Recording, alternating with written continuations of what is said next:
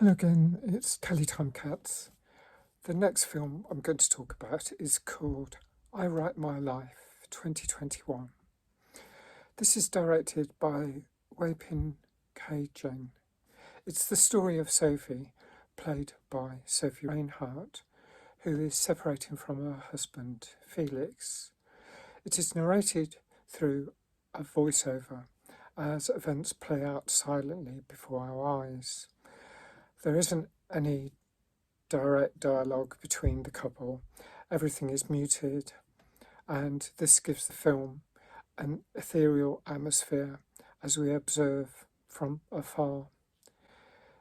It is clearly a toxic relationship, with Felix having used coercive control to keep Sophie down, and now as his marriage crumbles, he gets support from his sister whilst Sophie develops and finds a healthier, supportive environment.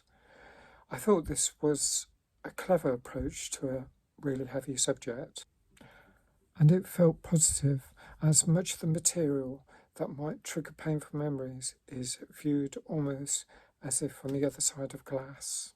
I think there are still all the warnings about the difficult subject matter, but it's not as direct and in your face as it could have been. I'll score it 7 out of 10, as I found it quite slow moving.